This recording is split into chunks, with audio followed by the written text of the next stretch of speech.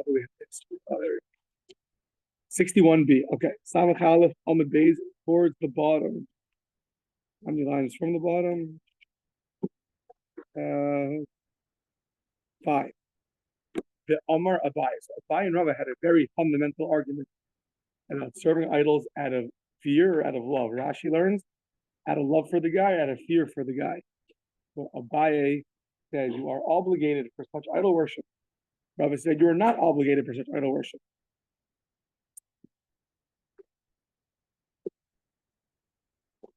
Okay, so Abaye says the Amar Abaye, Minna Amin Allah. He wants to bring a proof that serving out of love, out of fear, is going to be obligated. So now there's like a lot of side details here, but basically we know that a Kohen Mashiach, which is the anointed Kohen, the Kohen Gadol, or the Sanhedrin, if they make a mistake, b'shogeg, they make an inadvertent mistake, they judge a law incorrectly, they have their own set of rules and their own set of korbanos that they have to bring, as opposed to a regular person that does something inadvertently. So, try to not get stuck on all details. Let's see. So it says the Tanya, the Brisa says Kohen Mashiach be'avodas kochavim. So now a Kohen Gadol makes some kind of mistake involving idol worship. So Rabbi Omer b'shigas ma'isa, v'chachamim omrim behalam davar. Rabbi says it sounds like it's maybe the same as a regular person. Okay, sorry. One more thing is that to bring a korban shogeg, you have to have something called a helam, a lapse. You have to have a lapse. You knew it was wrong. There was a lapse. You forgot it was wrong. You need that to obligate you. So one more time. The Tanya, Rabbi Omer b'shigas ma'isa. He says that even now, usually a Kohen Gadol does not have to bring a korban unless he made a mistake, where it says the helam, he had a lapse. The Rebbe says the shigas ma'isa, even when he didn't have a lapse, he just was shogig, inadvertent in the action. We'll see what that means. He'll still bring a korban. No, he still needs, just like the general rules, he always has to have a lapse. Only time he's going to bring a offering is going to be where he knew something was wrong, there was a lapse. And Venelam, he forgot. And then he did something wrong. But in the other case, which we'll see in a second, then you will not be obligated an offering. The Shavin, but they both agree, Shebeseira ke yachid. Even the Rabbanan who say that there's no special exception of shogeg by a Kohen Gadol, they'll agree that when it comes to having a lapse by the Aveira of idol worship, by the sin of idol worship, they'll agree that you bring a seira. I always forget a goat or a goat. Thank you, a goat. As opposed to generally the Kohen Gadol brings the special cow. Here, everyone's going to agree that the korban you're going to bring, the offering you're going to bring, is going to be a goat. Okay, a she-goat, not a he-goat. Okay, thank you. So v'shavin she'ein maybe asham tali, and they're going to agree that you're not going to bring an asham tali. An asham tali is on something which you you're not sure if you did a aveira, a sin, inadvertently or not. You bring an asham tali. You bring the special korban asham tali, but that a kohen is not going to bring. Fine. So now back to what we need. So there's one kind of shogeg where you knew the thing was wrong, you totally blanked, and then you went and you did the aveira, right? You knew you were forbidden to eat this at 6 a.m, but then you haven't had your coffee yet. You totally blinked and you ate what you're not supposed to eat, right? That's called nelam. That's with a lapse. But then there's something where you just didn't know it was prohibited on Shabbos. Whatever it is, you knew today was Shabbos. You had no idea that a double knot is prohibited. You had no idea that maybe, I don't know, whatever it is, picking out your hair or whatever it might be. That's called a shigas ma'isa. You didn't have a lapse. You just didn't know. So what's the case where you just didn't know by idol worship? So, if there's a shul and you bow down to the shul, Your heart's to the heavens. You didn't accept the synagogue upon yourself as a god. It's a good idea for board meetings. Okay, fine. So Ella. So what are you gonna tell me? Maybe the chaza andartera, you're going to like see an image of somebody like of a king and bow down to him. Well, let's see. If you accept the king upon yourself, so then the image of this person who you think is a king upon yourself, that's called mazid. That's called advertently. You've accepted upon a human being as a god. That's called advertent avera. Who the elo kibla Allah beloka. And if you didn't accept the guy as your god, then lo klumhu, turning the page, or not turning the page, but on the next page. So then you did nothing. So what's the case where you did an avera inadvertently by avodah zarah? If you accept it, it's advertent, and if you don't accept it, it's nothing. So Abaye says, "As must be, I found you a case. Elalav me'ahava umiyira. You accepted this God, but not because you believe in it, rather out of love or out of fear. And you thought that was permitted to do. So you thought that there was no prohibition to serve a God out of love or out of fear. Really, according to Abaye, it's not allowed. You didn't know that. You thought it's only not allowed if I accept him fully as a God, altruistically. So Abaye says, if the Brisa says the case of avodah zarah that's inadvertent, and we can't figure out what the case is, it must be my case. If you serve a God out of love or out of fear, without knowing that that's prohibited, that's the case that this Brisa is talking about, and that would be a beautiful proof to Abaye.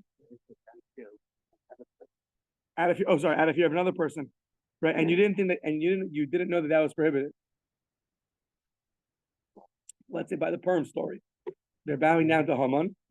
Let's say they had no idea that bowing down to an idol out of fear of somebody is prohibited.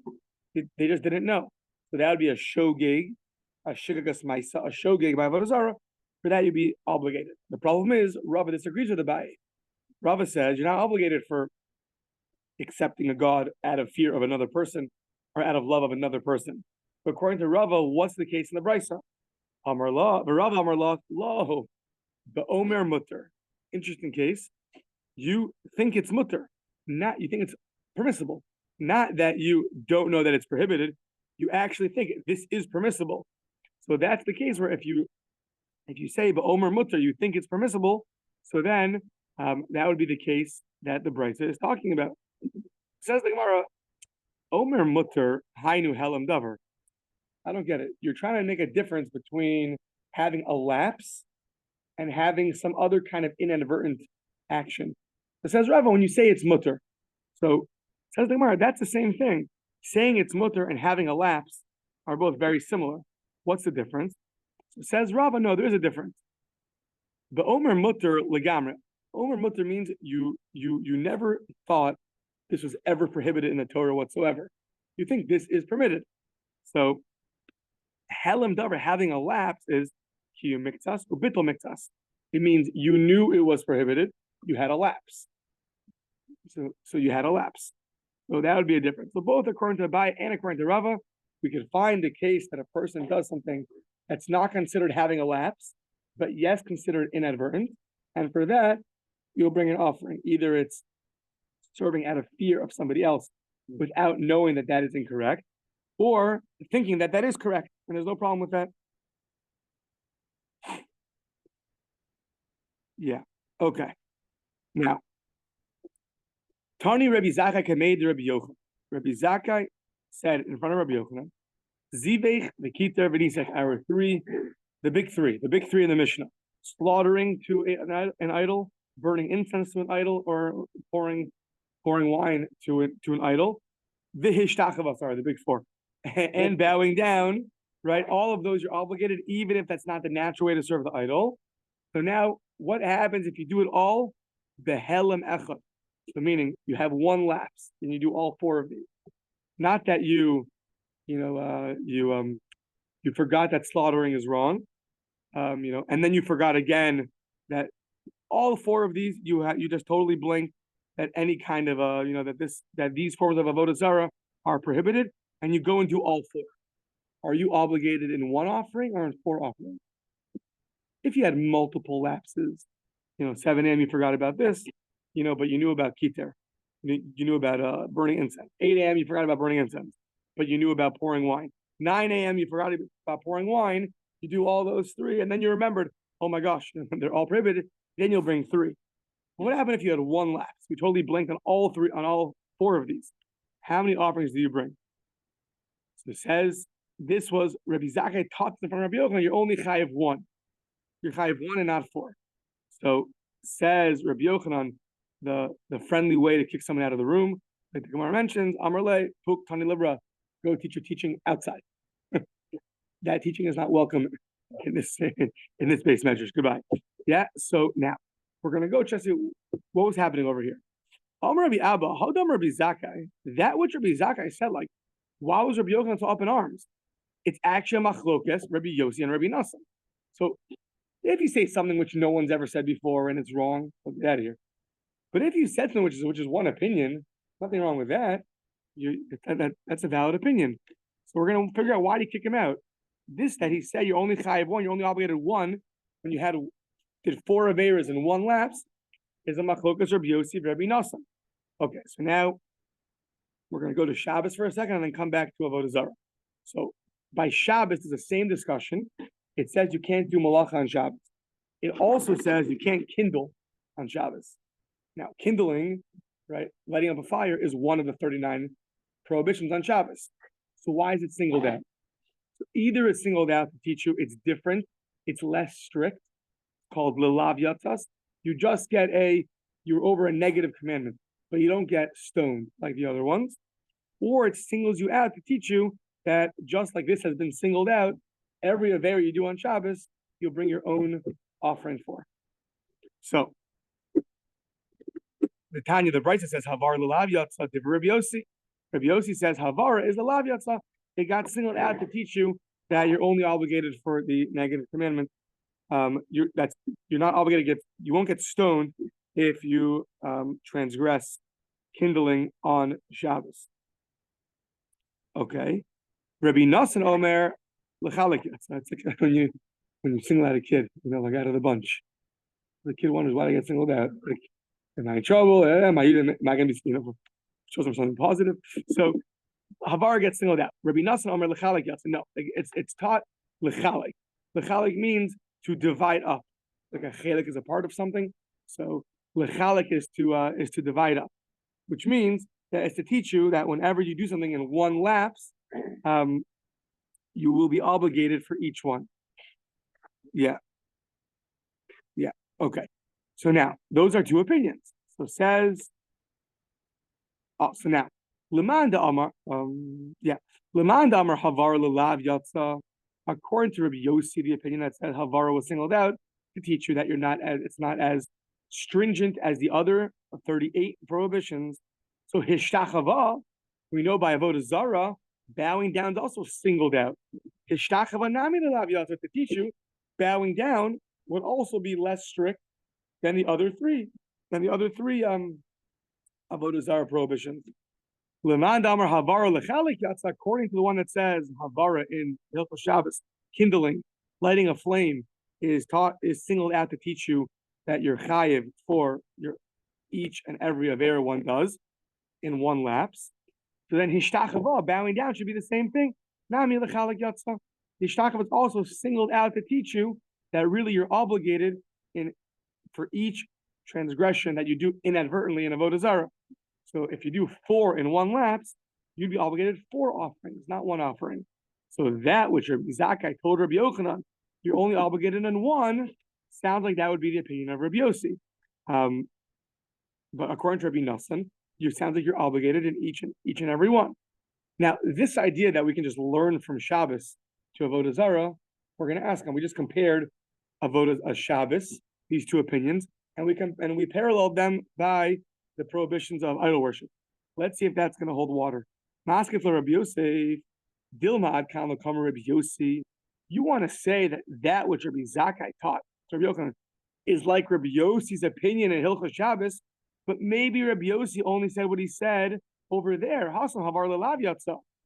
Now, why would Shabbos be different than idol worship? There you have a special, you derive from Hilchos Shabbos the fact that that kindling is going to be less strict. It's a special psukim by Shabbos. How do I know that? The nafkale chiluk, so like this. Havara is lelav yatsa. Why would I single out kindling? Because I already know that you're obligated for from another place, that you're obligated for bringing separate korbans, separate offerings when you do them in one lapse. Maybe everyone agrees to this idea that when you have one lapse, you transgress many averos on Shabbos in one lapse. Maybe everybody agrees that you'll be obligated to bring an individual korban. It's just that, and therefore, since Rabbi Yossi learned that already from somewhere else, when he saw the Torah said Havara was singled out, he understood that to mean it's less stringent. But according to that, everyone's going to agree that you bring a separate korban, a separate offering when you do Shabbos inadvertently, and therefore you can't learn that out to idol worship. So now, how does Rabbi Yossi know that you are obligated in that you have to bring a separate korban offering for each transgression on Shabbos? So the Tanya, Rabbi Yossi Omer, the Asa Achas Mehena. So it's actually in the parsha in Vayikra, not really by Shabbos, about doing things inadvertently. It says there, V'asa Me'achas Mehena. You do from one, from some. From one, from some, right?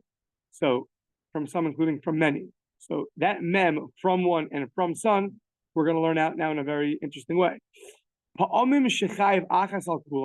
Sometimes you're only obligated to one offering for all of them. We'll see what that means. Sometimes you're obligated for each and every one. We'll see what that means.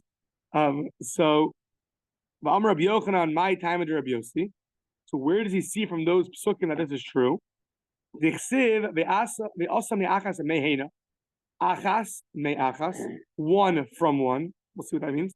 Heina meheina, some from some. We'll see what that means.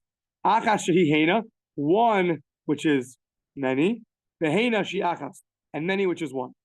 Okay, now that's the headline. Now let's break it down. What in the world does that mean? Achas me'achas, one from one means achas Shimon. You're obligated for writing on Shabbos. So you wanted to write Shimon. When you write Shimon, you are over the transgression of writing. Me'achas, shame me Shimon. You wanted to write Shimon, but the problem is on two letters, you're chayav on Shabbos. That's the minimal requirement, except for a few exceptions. But that's the minimal requirement, is two letters. So even shame me Shimon, one from one. So you're also obligated. If you write down those, because shame is a word, and it means name. So that you're also going to be obligated. Heina meheina, what's many for many? So we know on Shabbos there's 39 primary categories. Those are called the avos, the fathers, right? And then there's toldos, the progeny, the derivatives from the avos. So heina avos meheina toldos. You do some of the avos and some of the toldos. Achas shehi heina, one which is many. What's one which is many? Zadon Shabbos, v'shigos melachos. If you knew today was Shabbos, but you had no idea that cooking was prohibited, you had no idea, driving is prohibited, you had no idea dying a double lamb is prohibited, so you knew it was Shabbos, you just didn't know that these things are prohibited. There you're going to bring one offering. Heina shehi achas. If you go the other way,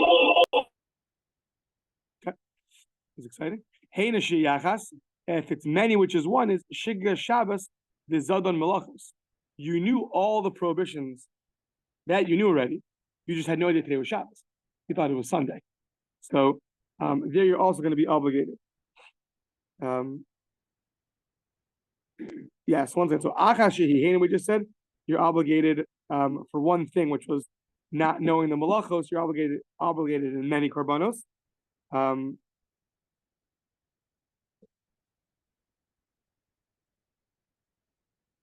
Yeah. But if you didn't know today was Shabbos, then you only bring one. So if you know today is Shabbos and you just didn't know 15 of the malachos, or the prohibition, there you're obligated 15 sacrifices. However, if you thought that it was Sunday, and then you transgressed, let's say 15 prohibitions, you have one thing you did wrong. You thought that it was Sunday. There you're obligated to one. What do you mean? You wake up on Sunday. We had this in yeshiva. The guy woke up, his alarm went off, and his roommate starts yelling at him, turn it off, Shabbos. It was Sunday. It wasn't Shabbos. So yeah. Okay, fine. So that's all Rabbi Yossi. So Rabbi Yossi he learns out from somewhere else this idea that you can be chai of many sacrifices in one lapse. Therefore, when he got to kindling in the Torah and it was singled out, it was singled out to teach you it's less strict than others. Okay, fine. That's all for Shabbos. Aval hacha, when it comes to idol worship, all you have is one verse. Kishtachava. Bowing down was singled out. You have nowhere else that you have this teaching that you're obligated in one lapse many sacrifices. All you have is this one verse. Rabbi Yossi had two verses. From Achas Mehena, you can learn out what we call chiluk malachas, that you bring many sacrifices for one lapse. Therefore, Havara, kindling, he could learn that it's less strict. But by Avodah Zarah, we only have one pasuk, Yishachava, bowing down and singled out. So, Hacha de lo nafkele chiluk malachas, Aval Hacha de lo nafkele chiluk malachas meduch tachrisi. You don't want to learn out splitting of the obligation, and you bring different sacrifices. If you have one lapse, you don't have any other place to learn it out from. So the Kule Alma, maybe everyone should agree that Hishtachava l'chalek yatsa. Maybe here everyone should agree that the reason why Hishtachava is singled out is to teach you that when you do many prohibitions of idol worship in one lapse, you're obligated many sacrifices. Maybe everyone should agree to that. And if everyone should agree to that, that's why Rabbi Yochanan through Rabbi Zakkai added the Beis Medrash. Because in the world of idol worship, you have nobody to rely on. Everyone agrees you're chayav for many sacrifices, not one. You're chayav for each and every one of the idols that you worship. Even in one lapse, you should be obligated. Okay. So says the Gemara, well, why don't you just do some fancy footwork? Learn out Avodah Zarah from Shabbos. Chiluk melachos da'avodos l'chavim. Nami tepaklei me'achas mehena. Do that same thing you just did by Shabbos. Why'd you keep it by Shabbos? It's not written by Shabbos. It's written in the general parsha section of inadvertent transgressions. So apply the same thing to Avodah Zarah. Now let's go through the same formula again, just by idol worship. Tepaklei me'achas mehena. So what's me'achas mehena? Achas zvicha. One is sacrificing. That's prohibited. Me'achas, what's from one? It's going to be simin echad. Instead of shechting all the way through both lungs, right? Both air pipes. Only one air pipe. Two air pipes. Both air pipes. They're both called air pipes. Isn't one called something else? Pipes. Okay. Pipes. So you cut through one of the pipes. So that also should be obligated. That's achas me'achas. Heina meheina. You have the primary obligations of idol worship, avos, zivuach, kitur, nisach, hishtachava, slaughtering, incense, pouring, bowing. Meheina are their derivatives, are going to be the toldos. What's a derivative of these? Shever makel lefaneha. You break a stick in front of the idol. So slaughtering is you break the animal, so to speak. A derivative would be you break a stick. Achas shehihena, one which is many, is zadon avodos kochavim. You know that these are all prohibited to do. However, the shigagas avodos. What's that? What's that? Where's an ass? Yeah. Oh. So yeah, there's some case where you know it's prohibited, but you do it inadvertently. Or heina shiachas, or many which are one, is that you didn't know that they're prohibited. V'zadon avodos.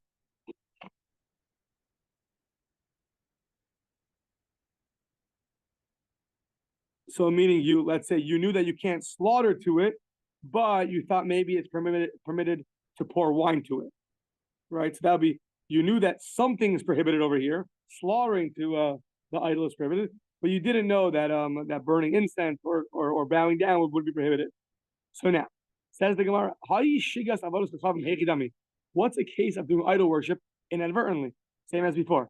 If you think it's a shul and you bow down to it, you have beautiful intentions. That's not avodah zarah. That's great. Ella the chazan darta v'sagila. You saw an image of a king. You thought it was a king. You bowed down to him. So now it depends. If you accepted upon him as your god, that's advertent, not inadvertent.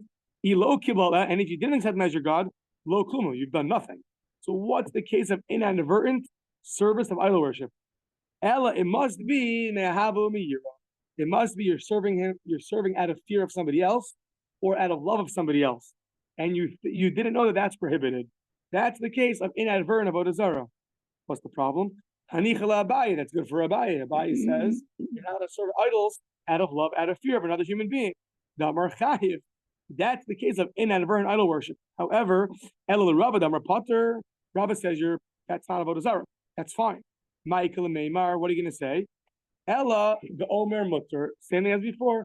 It must be the case of inadvertent idol worship is where you think it's mutter. This is permitted. Not that you had a lapse, but it's Omer Mutter. Rashi says it means he thought there was no such thing as idol worship in the Torah. Like a funny thing, right? That's the one that everyone knows, hopefully. But yeah. Okay, so that's right. Now, says the Gemara, if this whole thing is true, so then Tifshot, you should be able to answer a question that Rava asked Rav Nachman in Hilchos Shabbos. Tifshot debayi minei Rava me Rav Nachman. If everything you just said is true, so then you should answer the following question: Ha'elam zeh v'zeh biyado mahu. Rava asked Rav Nachman that you did two inadvertent. You had a lapse for two averos on Shabbos. Mahu. How many offerings do you bring? One or two? Tifshot. You should say that you're only obligated in bringing one. The same way we had earlier by idol worship. We start off with Rabbi Zakkai telling Rabbi Yochanan, you're only obligated in one. Here too, you'll be only obligated in one. So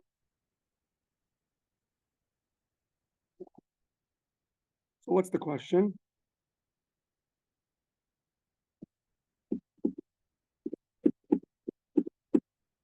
Sounds like it's a question, no?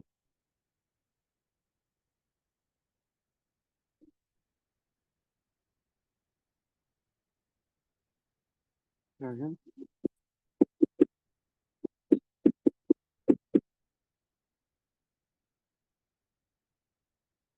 Something Rabbi just said got us upset. Well, what did he say? If you say that it's permitted. There's no such thing of it in the Torah. So somehow it's going to be a question now from Shabbos. What does it say? What?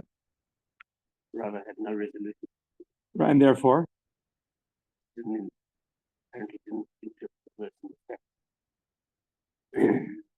He didn't interpret the verse in the fashion that well.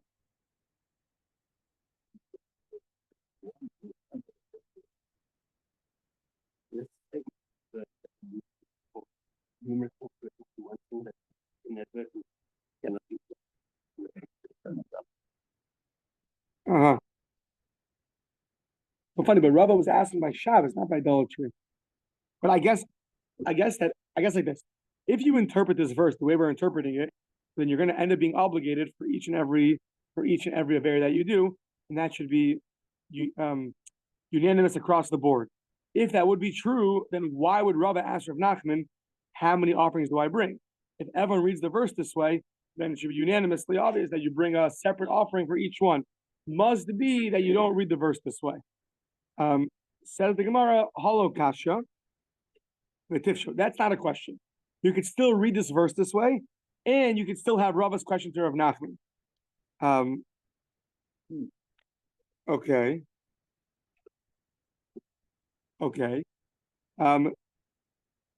So how do you resolve it? I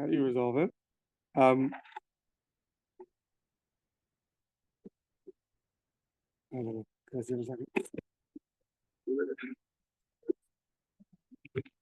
Yeah.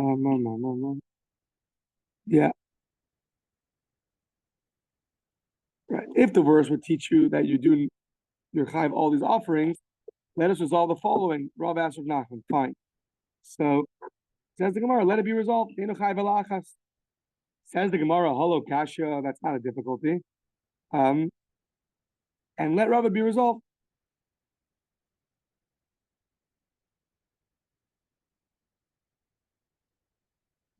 Oh, okay. I mean, the guy.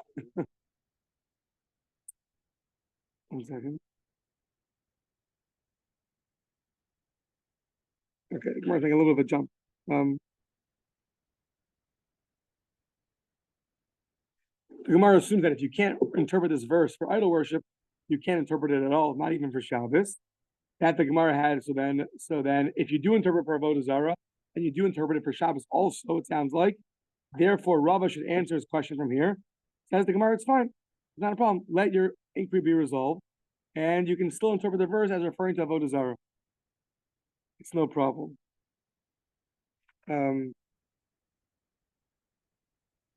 Meaning Rabba did not interpret the verse as referring to Avodah Zarah, but we can still interpret it for Avodah Zarah.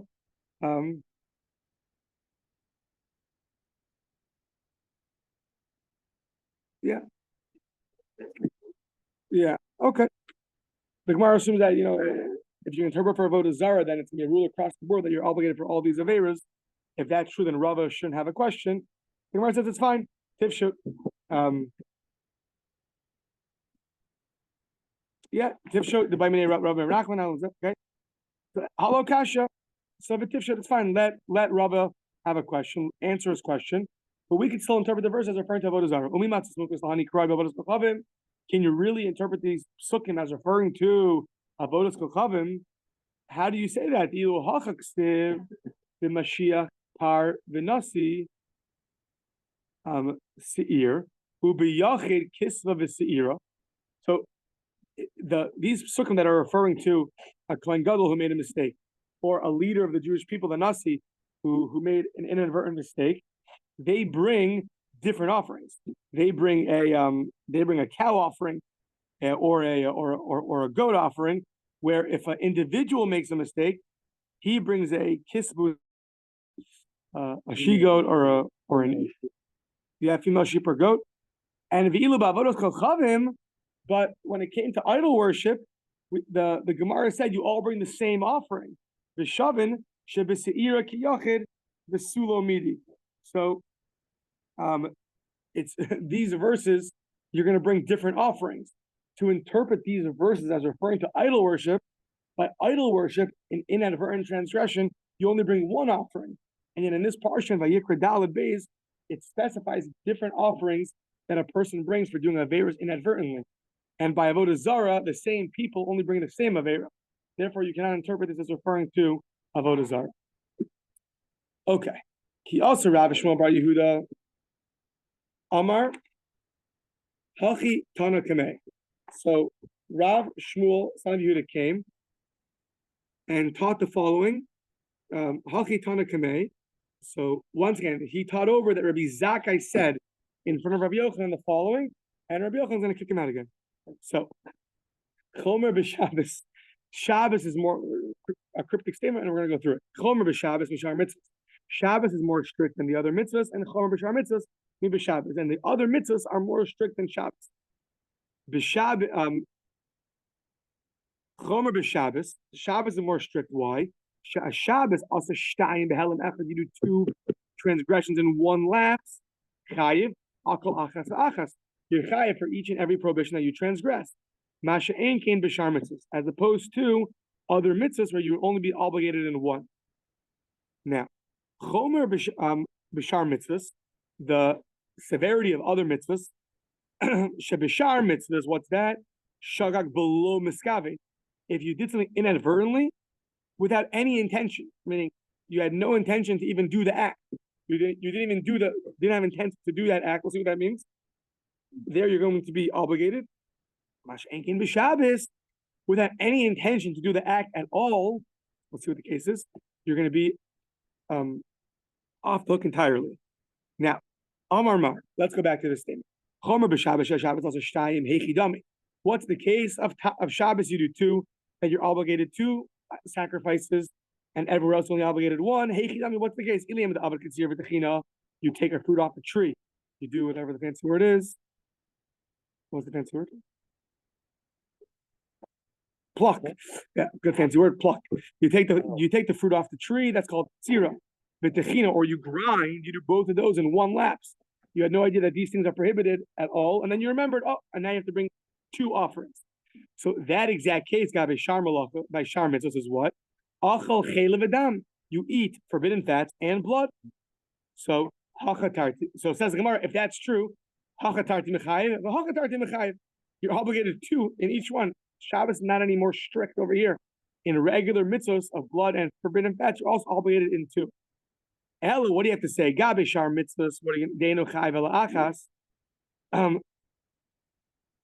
So by the other mitzvahs that you're not obligated, you're only obligated to one. Hey, what's the case?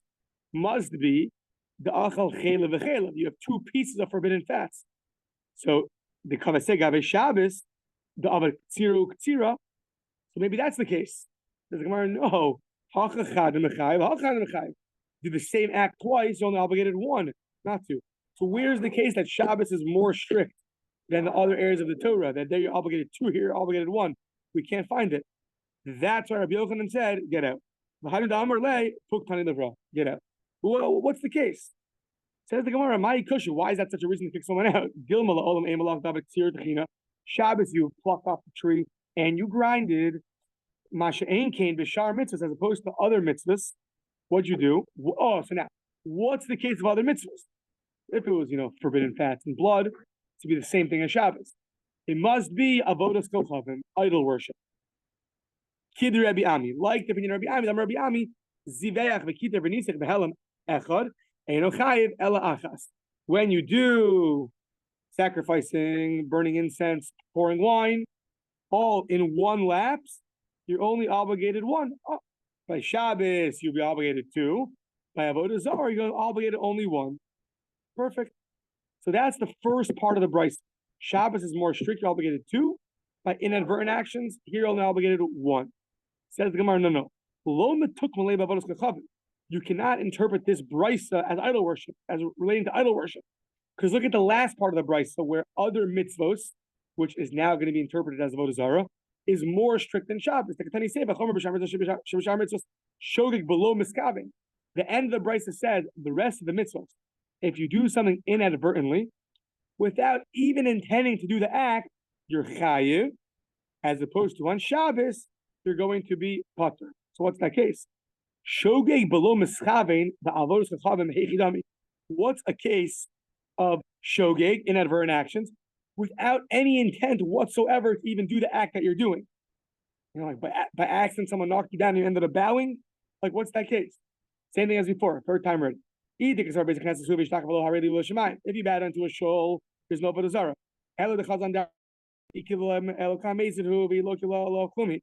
You saw an image of a king, and if you bow down to him and accept him as your God, that's Avodah Zarah advertently.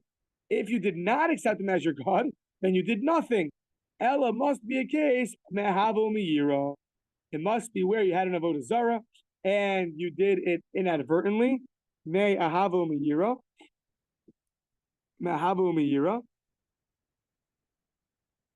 Rashi says that, and you had no intention of serving the idol.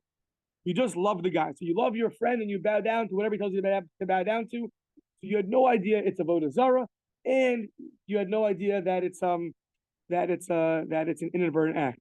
Like you go to some kind of martial arts, and the guy tells you, why don't you go bow down? So you go and you bow down, right? You have fear of the guy. He's a 7th degree black belt, right? Like Aki. So, right, so you're scared of him. You had no idea that the thing in front of you is actually, an idol. So that's the case by Avodah Zarah that we found that's inadvertent.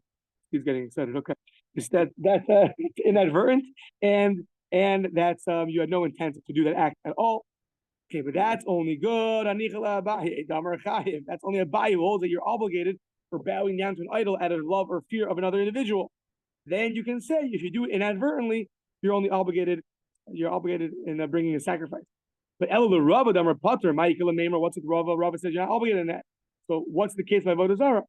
Ella b'omer mutter. You must say it's a case where you thought it was mutter, you thought it was totally permitted. No such thing as idol worship in the Torah. You went to yeshiva and no one ever told you idol worship is prohibited. So that's the case.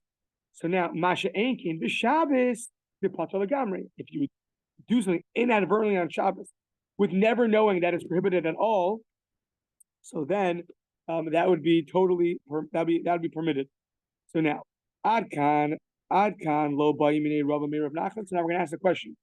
Rava's whole original question to Rav Nachman was Helem zev zeh.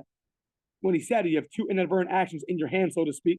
I mean, you transgressed different inadvertent actions. His question was, are you obligated in one or two? But he never thought that you're off the hook entirely. But Potter legamre, no one ever said you're totally off the hook. So therefore, that can't be the case of the last part of the brisa, because that would imply that according to Rava, who said Omer Mutter, it says he thinks it's totally permitted, on Shabbos, you'd be totally permitted. And that was never Rava's question. You have to be obligated one or two. Says the Gemara, why don't you just do a split? Make the first part of the brisa relating to idol worship, shar mitzvahs. In the first part of the brisa was idol worship. And in the second part of the brisa, shar mitzvahs was referring to shar mitzvahs, all other mitzvahs. And that was fine. We never had a problem with that. Leave the beginning of the brisa as referring to idol worship. The seifa b'shar mitzvahs. And the end of the brisa, when it said shar mitzvahs, was referring to shar mitzvahs, other mitzvahs. So what's the case? Shagak v'lo miskabin. So what's the case? You were swallowing spit. So really it's forbidden fat. You never intended to eat, and you didn't know that forbidden fats were also. So roku ubala. That's apparently swallowing spit is not called eating. So you didn't even intend to eat. So you didn't know that forbidden fat is usher. Masha enkin b'Shabbos the potter. What was Shabbos? Sheniskavin lahag bias the You went to go bend down the already removed thing on the ground, the apple that's on the ground. You pick it up. You thought it was already removed, and you ended up going and cutting off something which is already attached to the ground. That you're potter for. You never even had intention to pluck. Not that you plucked inadvertently. You never had intention to pluck, and therefore you're potter. Rav Nachman says that when you totally have no idea that it's prohibited at all, and you're eating forbidden fats or involved in illicit relations, you're chayiv. At the end of the day, you got benefit. You benefited from these averos. Either you ate or you had illicit relations, therefore you're obligated. But hamasasik b'Shabbos, you're potter. If you had no idea, it's totally like your elbow hits the light by accident or whatever it is. You had no idea that that's prohibited on Shabbos. That you are not obligated in. Why? Meleches mach Shabbos asra Torah. On Shabbos, you're required to have a higher level. All the melechos are really skilled work, and it requires a higher level of knowledge. And if you do things totally with a total never knew it was usher at all, and you try to do something, pick up the thing that's permitted, and you ended up picking up the pluck thing, the pluck fruit off the ground, that's going to be not obligated. It's going to be exactly.